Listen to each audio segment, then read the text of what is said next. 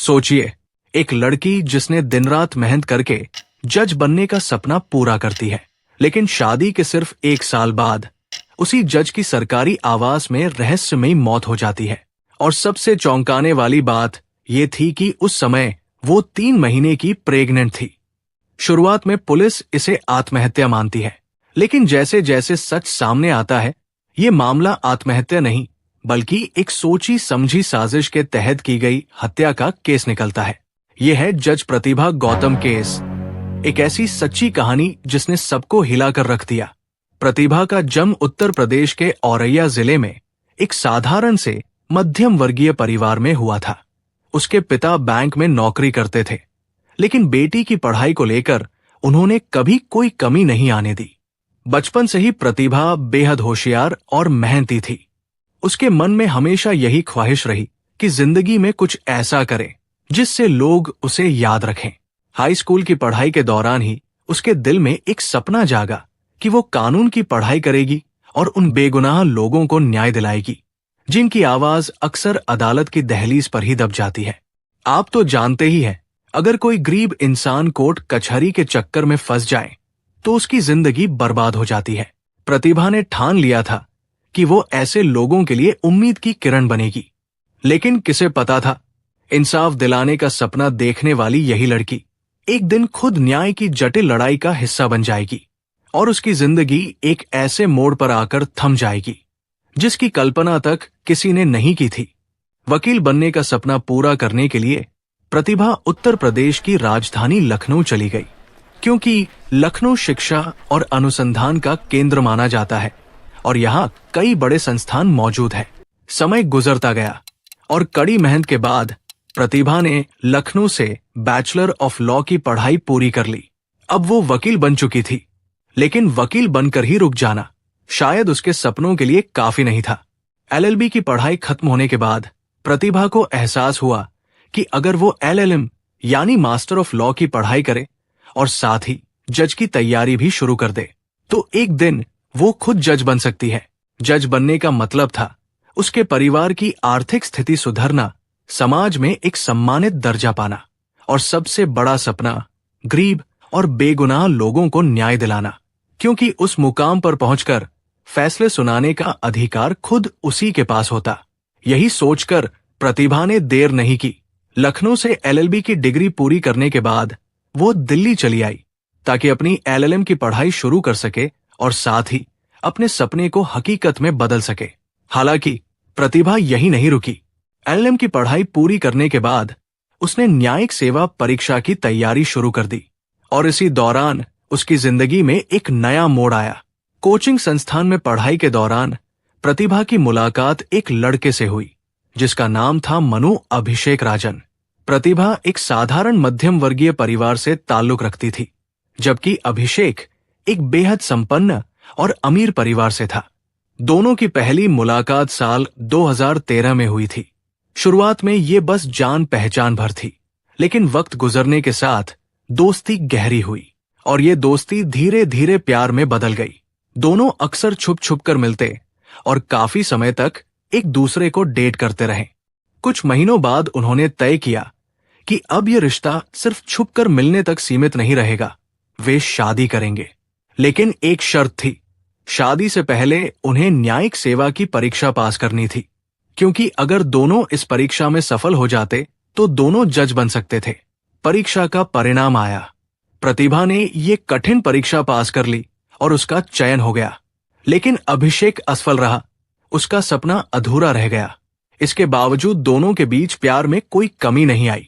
हाँ, एक वक्त ऐसा भी आया जब प्रतिभा को जज बनने की ट्रेनिंग के लिए कुछ समय अभिषेक से दूर रहना पड़ा, लेकिन ये दूरी भी उनके रिश्ते को कमजोर नहीं कर सकी। यही वो दौर था जब दोनों ने फैसला किया कि अब वे अपने परिवारों से अपनी शादी की बात करेंगे। प्रतिभा ने सबसे पहले अपने माता पिता को बताया कि वो एक लड़के से प्यार करती है और उसी से शादी करना चाहती है। दूसरी ओर अभिषेक ने भी हिम्मत जुटाई और अपने परिवार को इस रिश्ते के बारे में बताया, लेकिन यहां से शुरू हुआ टकराव। प्रतिभा के परिवार का मानना था कि उनकी बेटी की शादी किसी उच्च पदस्थ अधिकारी से होनी चाहिए। वहीं अभिषेक का परिवार प्रतिभा की जाति को लेकर ऐतराज जता रहा था। अब तक दोनों समझ चुके थे कि उनके परिवार इस रिश्ते को कभी स्वीकार नहीं करेंगे, लेकिन उन्होंने एक दूसरे से अलग होने का फैसला नहीं किया, बल्कि उनका प्यार और भी मजबूत हो गया।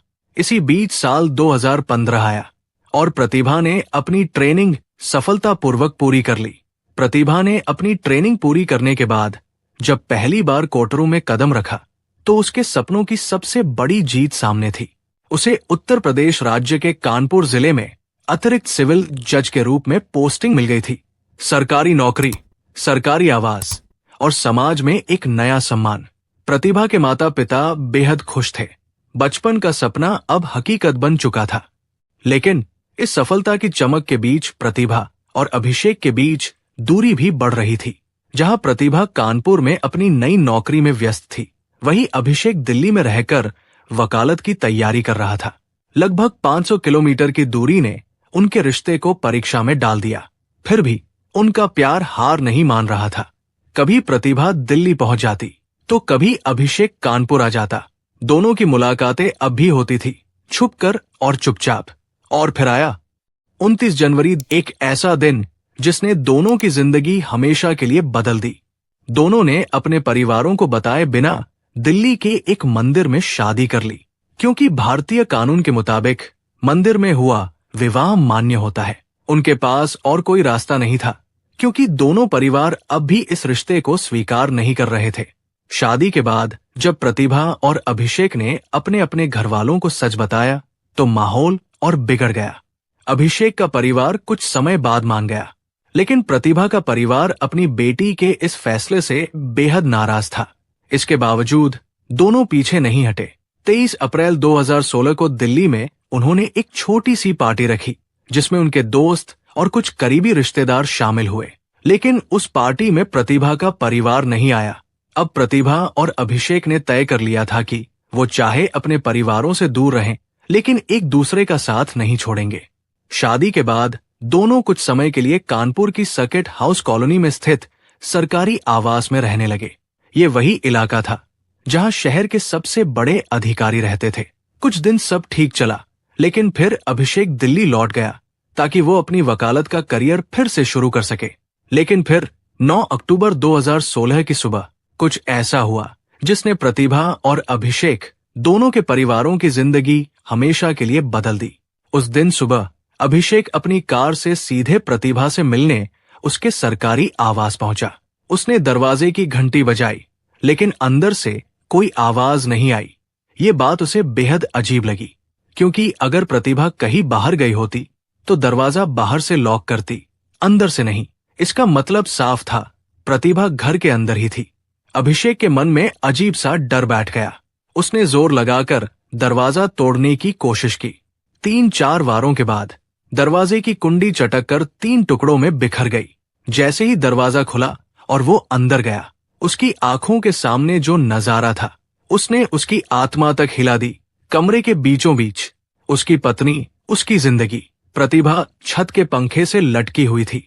फर्श पर चारों तरफ खून ही खून फैला था और उसके दोनों हाथ धारदार हथियार से बुरी तरह कटे हुए थे। अभिषेक का दिमाग सुन पड़ गया। घबराहट और डर में उसने तुरंत प्रतिभा को नीचे उतारा और सोचा शायद अभी जान बाकी हो। शायद अगर उसे तुरंत अस्पताल ले जाया जाए तो कोई चमत्कार हो जाए। लेकिन जैसे ही उसने उसकी नब्ज टटोलने की कोशिश की, सच्चाई सामने थी। प्रतिभा अब इस दुनिया को हमेशा के लिए छोड़ चुकी थी। सुबह करीब 9 बजे सदमे और हड़बड़ाहट की हालत में अभिषेक सीधा पुलिस स्टेशन पहुंचा, जो वहां से महज 2 किलोमीटर की दूरी पर था। वहां पहुंचकर उसने पुलिस को अपनी आंखों से देखी सारी बातें बता दी। जब पुलिस को यह पता चला कि मृतका कोई आम महिला नहीं, बल्कि कानपुर जिले की अतिरिक्त सिविल जज प्रतिभा है, तो पूरा महकमा हिल गया। फील्ड यूनिट बिना देर किए तुरंत ही उसके सरकारी आवास पहुंच गई। अंदर का नजारा दिल दहला देने वाला था। कमरे के बीचों बीच जमीन पर प्रतिभा का शव पड़ा हुआ था। उसकी गर्दन में अब भी दुपट्टा लिपटा था और दोनों हाथ धारदार वार से बुरी तरह कटे हुए थे। पुलिस ने अभिषेक से सवाल किया, शव जमीन पर कैसे आया? अभिषेक की आवाज भर्रा गई। उसने कहा, जब मैंने अपनी पत्नी को उस हालत में देखा तो मैं कुछ समझ ही नहीं पाया। घबराकर मैंने उसे नीचे उतार दिया, लेकिन ये जवाब पुलिस के लिए काफी नहीं था, क्योंकि अब सवाल उठने लगे थे, क्या ये सुसाइड था या फिर मर्डर? अभिषेक भी अंदर से टूट चुका था। शादी को 1 साल भी नहीं हुआ था और उसकी पत्नी अब उसके सामने खून से लथपथ पड़ी थी। इसी बीच फॉरेंसिक टीम घटनास्थल पर पहुंची। कमरे का हर कोना खंगाला जाने लगा। खून के छींटों की दिशा, दुपट्टे की गांठ, दरवाजे की टूटी कुंडी, सब कुछ कैमरे में दर्ज किया जा रहा था। बाहर लोगों की भीड़ जमा होने लगी थी। पुलिस की गाड़ियों की आवाज, कैमरों की फ्लैश और न्यूज चैनलों की ब्रेकिंग। इस घटना की खबर अब सिर्फ कानपुर तक सीमित नहीं रही। प्रतिभा का पैतृक शहर औरैया तक ये खबर पहुंची और पूरे इलाके में शोक की लहर दौड़ गई। लोग ये सोचकर सन्न थे, एक होनहार जज जिसने जिंदगी से इतनी जल्दी हार कैसे मान ली? या फिर क्या कोई और सच्चाई छुपी है इस मौत के पीछे? पहली नजर में सब कुछ आत्महत्या जैसा लग रहा था। कमरे की हालत, छत का पंखा और गर्दन में लिपटा दुपट्टा, सब कुछ यही कह रहा था। लेकिन जैसे ही फॉरेंसिक टीम ने बारीकी से जांच शुरू की, सच की परतें धीरे धीरे खुलने लगी। ऐसे खुलासे सामने आए जिनसे पुलिस को शक होने लगा कि शायद ये सिर्फ आत्महत्या नहीं है, इसके पीछे कोई और कहानी छिपी है। सबसे पहला सवाल ये था कि अगर कोई आत्महत्या करने वाला हो तो वह या तो अपनी कलाई की नसें काटता है या फांसी लगाता है, क्योंकि जब कलाई की नसें काटी जाती हैं तो शरीर से अत्यधिक खून बहता है, जिससे व्यक्ति बेहोश हो जाता है। ऐसी स्थिति में वो फांसी कैसे लगा सकता है? लेकिन प्रतिभा के केस में उसकी कलाई की नसें किसी तेज धारदार चीज से काटी गई थी। जब फॉरेंसिक टीम ने धीरे धीरे प्रतिभा की गर्दन से दुपट्टा हटाया तो वहां का नजारा देखकर सबके रोंगटे खड़े हो गए। गर्दन पर गहरे धारदार हथियार से बने कट के निशान थे, मानो किसी ने बारीकी से सोच समझ कर वार किए हों। उन निशानों को देखकर एक ही बात दिमाग में आती थी, ये आत्महत्या नहीं हो सकती, ये किसी की सोची समझी चाल है। कट इतने साफ और धारदार थे जैसे किसी रेजर ब्लेड से बनाए गए हों। इसी बीच पुलिस ने प्रतिभा के माता पिता को फोन कर सच्चाई बताई। कुछ ही देर बाद वे भी घर पहुंचे। जैसे ही उन्होंने अपनी बेटी की हालत देखी, पूरा घर मातम में डूब गया। मां फूट फूट कर रो रही थी, पिता का कलेजा छलनी हो चुका था। और तभी जांच टीम ने औपचारिकता पूरी करते हुए प्रतिभा के शव को पोस्टमार्टम के लिए भेज दिया। पर उनके मन में अब एक ही सवाल गूंज रहा था, क्या सचमुच ये आत्महत्या है या फिर किसी ने बड़ी चालाकी से इसे आत्महत्या का रूप दिया है? पोस्टमार्टम रिपोर्ट आने से पहले ही फॉरेंसिक टीम को शक होने लगा था कि ये मामला आत्महत्या नहीं है, इसमें कुछ और छुपा है। सबसे पहले उनकी नजर उस पंखे पर गई जिससे प्रतिभा का शव लटका हुआ मिला था। जांच के बाद साफ हुआ कि वो पंखा इतना मजबूत था ही नहीं कि प्रतिभा का वजन झेल सके।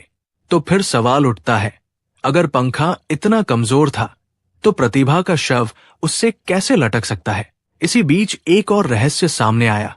अभिषेक का कहना था कि वह दरवाजा तोड़कर घर में दाखिल हुआ था, लेकिन जब पुलिस ने उस दरवाजे को गौर से देखा तो पाया कि दरवाजे की कुंडी टूटी ही नहीं थी। मतलब साफ था, दरवाजा तोड़ा ही नहीं गया था। अब पुलिस को अभिषेक की कहानी पर शक गहराने लगा। वरिष्ठ पुलिस अधीक्षक ने अभिषेक को बुलाया और कुछ साधारण सवाल पूछे, लेकिन हैरानी की बात यह थी कि अभिषेक ने बिना पूछे ही अपनी पूरी दिनचर्या बतानी शुरू कर दी। वो बोला, मैं दिल्ली से कानपुर आया था, आप मेरी टोल रोड की पर्ची देख सकते हैं, सीसीटीवी फुटेज में मेरी कार भी दिख जाएगी। मैंने प्रतिभा को आने से पहले कई बार कॉल किया था, आप मेरी कॉल डिटेल्स भी देख सकते हैं। पुलिस अधिकारी चुपचाप सुनते रहे, लेकिन उनके मन में एक ही सवाल गूंज रहा था, क्या कोई निर्दोष इंसान इतनी बारीकी से सबूतों की ओर इशारा करेगा, या फिर ये सब पहले से सोची समझी तैयारी है? और यही नहीं, अभिषेक खुद वकील था, उसे अच्छी तरह पता था कि किसी क्राइम सीन से छेड़छाड़ नहीं करनी चाहिए।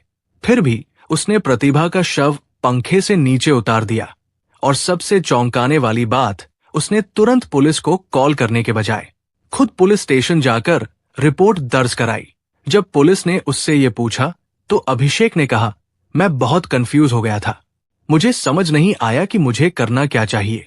लेकिन पुलिस को अब पूरा यकीन होने लगा था कि इस कहानी में जितने राज हैं, उनकी चाबी सिर्फ अभिषेक के पास है। इसके अलावा प्रतिभा के माता पिता ने भी अभिषेक और उसके परिवार पर सीधे आरोप लगाए। उनका कहना था कि अभिषेक प्रतिभा को अपने माता पिता से बात करने से रोकता था और साथ ही दहेज की मांग भी करता था। प्रतिभा इस वजह से मानसिक रूप से बहुत दुखी रहती थी।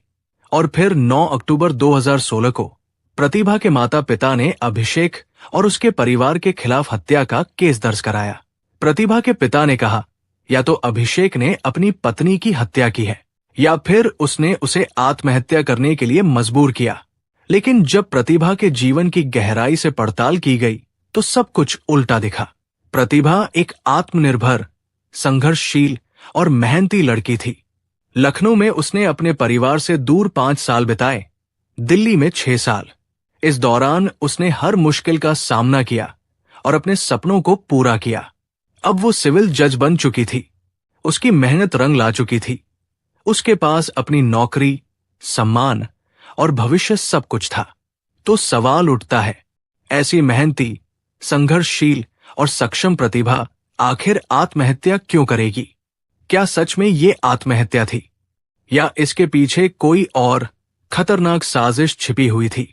अब पुलिस के हाथ पोस्टमार्टम रिपोर्ट लगी। रिपोर्ट में स्पष्ट लिखा था कि प्रतिभा की मौत का कारण दम घुटना था। लेकिन यही नहीं, प्रतिभा के शरीर पर कई जगह घाव भी पाए गए थे। जांचकर्ताओं का कहना था कि शरीर पर लगे निशान ऐसे थे जैसे किसी डंडे से हमला किया गया हो। सिर्फ इतना ही नहीं, दोनों कलाइयों पर रेजर ब्लेड से बने 14 कट और गर्दन पर 3 कट के निशान भी मिले। लेकिन रिपोर्ट का सबसे बड़ा और चौंकाने वाला खुलासा था, प्रतिभा 3.5 महीने की गर्भवती थी। ये जानकारी पुलिस के लिए एक बड़ा सबूत बन गई, क्योंकि कोई भी गर्भवती महिला इतना बड़ा कदम नहीं उठाती। अब पुलिस को 80% यकीन हो गया कि ये आत्महत्या नहीं थी। जांच को और कठिन बनाने वाली बात थी, जब पुलिस ने अभिषेक को कस्टडी में लेने की कोशिश की तो उन्हें सिर्फ 7 घंटे की अनुमति मिली। आमतौर पर किसी भी संदिग्ध को 7 से 14 दिनों तक कस्टडी में रखा जा सकता है, लेकिन इस केस में सियासी और सामाजिक दबाव इतना था। दरअसल अभिषेक के पिता एक रिटायर्ड जज थे। उसकी बहन दिल्ली की जिला अदालत में वकील और 7 रिश्तेदार न्यायिक सेवा में कार्यरत थे। इसी बीच पोस्टमार्टम के बाद प्रतिभा का शव उसके परिजनों को सौंप दिया गया। पुलिस ने अभिषेक से कड़ी पूछताछ शुरू की और उसका मोबाइल जब्त कर लिया। मोबाइल की चैट पढ़ने पर पुलिस को कई अहम जानकारियां मिली। अब शक निश्चित में बदल चुका था। प्रतिभा ने आत्महत्या नहीं की थी, बल्कि हत्या की गई थी, और इस हत्या के पीछे अभिषेक राजन ही मुख्य संदिग्ध था। पुलिस ने अभिषेक से कड़ी पूछताछ की। कुछ ही घंटों में अभिषेक ने खुद स्वीकार कर लिया कि प्रतिभा की हत्या उसी ने की थी। लेकिन जब पुलिस ने उसके सामने हत्या के मोटिव का सवाल रखा तो उसने एक कहानी सुनाई। दरअसल जब अभिषेक ने प्रतिभा से शादी की थी, तभी से प्रतिभा के माता पिता इस शादी के खिलाफ थे। हालांकि शुरू के कुछ समय तक दोनों ने इस सब को भुला दिया और अपनी खुशहाल जिंदगी में खो गए। लेकिन शादी के लगभग 5 महीने बाद प्रतिभा ने अभिषेक को बताया, हम माता पिता बनने वाले हैं। प्रतिभा के चेहरे पर खुशियां छलक रही थी, लेकिन अभिषेक का रुख बिल्कुल अलग था। उस पर यह खबर कोई खास असर नहीं डाल रही थी। प्रतिभा की खुशी बढ़ती गई और उसने ये खबर अपने माता पिता को भी दी। प्रतिभा की मां इस खबर से इतनी उत्साहित हुई कि उन्होंने अपनी बेटी से मिलने की इच्छा जताई। लेकिन अभिषेक का मन उलझा हुआ था। उसके विचार में प्रतिभा के माता पिता उसे दामाद के रूप में स्वीकार नहीं कर रहे थे। साथ ही प्रतिभा का पद और प्रतिष्ठा उसके सामने थी, और बच्चे के आने के बाद जिम्मेदारियां और भी बढ़ जाती। अभिषेक अभी उन जिम्मेदारियों को उठाने के लिए तैयार नहीं था। फिर उसने प्रतिभा से कहा, हम दोनों के करियर अभी शुरू ही हुए हैं। हमें अभी सिर्फ अपने करियर पर ध्यान देना चाहिए। तुम्हें अबॉर्शन करवा लेना चाहिए, बाद में बच्चे की योजना बना सकते हैं। लेकिन प्रतिभा उसकी बात से सहमत नहीं हुई। उसके लिए यह खुशखबरी जीवन का सबसे बड़ा तोहफा थी और मां बनने के लिए वो तैयार थी। यही छोटी सी बात धीरे धीरे उनकी जिंदगी में दरार डालने लगी। इसके बाद अभिषेक ने प्रतिभा को उसके माता पिता से बात करने से रोकना शुरू कर दिया। इस छोटे छोटे मनमुटाव में हत्या की बीज छुपा था, जो आगे चलकर पूरी कहानी बदलने वाला था। 1 अक्टूबर 2016 को अभिषेक अपने दोस्तों के साथ किसी हिल स्टेशन गया था। उसे 8 अक्टूबर को दिल्ली लौटना था। इसी बीच 8 अक्टूबर को प्रतिभा भी ट्रेन से दिल्ली पहुंची और अभिषेक रेलवे स्टेशन पर उसे लेने गया। लेकिन घर जाते समय दोनों के बीच अबॉर्शन को लेकर तीखी बहस शुरू हो गई। प्रतिभा ने गाड़ी रोकने को कहा और वहीं से कानपुर के लिए निकल गई। अभिषेक अब अपनी पत्नी से बेहद नाराज था। इसी समय उसके दिमाग में एक खतरनाक और सोची समझी योजना जन्म ले रही थी। उसने तय कर लिया था कि प्रतिभा की हत्या करेगा। उस खौफनाक इरादे के साथ अभिषेक अपनी कार में बैठा और लगभग 8 से 9 घंटे लगातार गाड़ी चलाकर कानपुर पहुंचा। सुबह के लगभग 5 से 6 के बीच वो सर्किट हाउस कॉलोनी पहुंचा। प्रतिभा उसे देखकर हैरान रह गई। फिर दोनों के बीच फिर से तीखी बहस हुई। गुस्से में अभिषेक ने एक मोटे डंडे से प्रतिभा पर हमला शुरू कर दिया, लेकिन ये केवल शुरुआत थी। फिर उसने रेजर ब्लेड निकाला, पहले प्रतिभा का गला काटा, फिर उसकी दोनों कलाइयों की नसें काट दी। आखिर में जब उसने देखा कि प्रतिभा की सांसें अब भी चल रही थी, तो उसने उसी के दुपट्टे से उसका गला घोंट दिया, जिससे उसकी मौत हो गई। इसके बाद अभिषेक ने ये पूरा मामला आत्महत्या का रूप देने की कोशिश की। उसने प्रतिभा को छत के पंखे से लटकाने की कोशिश की, लेकिन प्रतिभा के वजन के कारण उसे पंखे में लटका नहीं पाया। सबसे हैरानी की बात यह थी कि अभिषेक अपनी पत्नी प्रतिभा के शव के पास बैठ गया, लाश को देखकर और ये सोचते हुए कि पुलिस से कैसे बचा जाए। उसने प्रतिभा के फोन से सभी धमकी भरे और गर्भपात से जुड़े मैसेज हटा दिए, लेकिन वो अपने ही फोन से सारे मैसेज हटाना भूल गया। अगली सुबह करीब 9 बजे अभिषेक खुद पुलिस स्टेशन पहुंचा। इसके बाद की कहानी आप पहले से जानते ही हैं, लेकिन इस कहानी का सबसे दुखद पहलू यह है कि जिस लड़की ने अपने परिवार के खिलाफ जाकर अपने प्रेमी से शादी की, उसे अंत में उसी प्रेमी के हाथों दर्दनाक मौत मिली। पुलिस ने अभिषेक को गिरफ्तार कर लिया।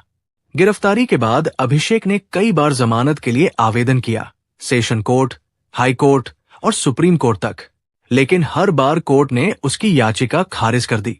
फिर अप्रैल 2022 में हाई कोर्ट ने उसे जमानत दे दी। मामला अभी भी सेशन कोर्ट में चल रहा है और आरोपी को अभी तक सजा नहीं मिली है। वो जमानत पर बाहर है। ये सोचने की बात है कि पुलिस के पास आरोपी को दोषी ठहराने के लिए भौतिक और डिजिटल दोनों तरह के सबूत मौजूद थे, फिर भी उसे सजा दिलाने में इतना लंबा समय लग रहा है। ये कहानी सिर्फ एक हत्या का मामला नहीं है, ये एक सपनों, प्यार और विश्वासघात की कहानी है। दोस्तों, ये कहानी पब्लिक डोमेन में उपलब्ध तथ्यों पर आधारित है।